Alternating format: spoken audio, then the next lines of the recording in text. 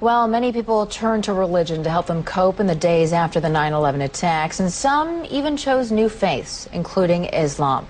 That may be no surprise, since a quarter of the estimated 6 million Muslims in the United States are converts.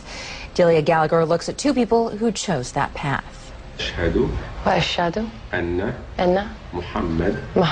Alison Poole says this phrase 3 times in Arabic and then in English. There is no God but God. And I bear witness that Mohammed is the messenger of God. is the messenger of God. And her conversion ceremony is complete. She's now a Muslim. Moments later, she'll marry Sammy and become Alison El Gamal.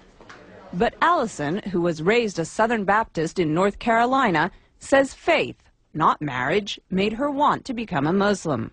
I think for a long time I've been looking for something. There's been like a piece missing. Always one little thing that maybe wasn't right. At a ceremony marking the Muslim holy month of Ramadan, she explained why Islam appeals to her. I think because it's much more about peace. I'm praying 5 times a day. It's kind of hard to go out and say bad things or do bad things when you're praying 5 times a day. And you have to believe. The imam who married Alison says he's seen more American converts recently, in part because of the prominence of Islam in the news. It may sound paradoxical, but what happens is that when something becomes more in the news, people tend to want to know about it.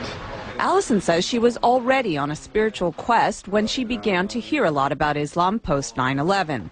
Barbara Cardebuke, another recent Muslim convert, says 9/11 also played a part in her conversion. After 9/11, I thought this is the time when people really have to start looking for real answers to get away from everybody fighting back and more. You have to start looking towards God. Barbara says through Islam she found a one-on-one relationship with God she was unable to find as a Roman Catholic. I always felt when you go to church you're praying to Jesus or you're doing Hail Marys. You're not, I used to think, well, where's God? She says her family has been mostly supportive of her conversion.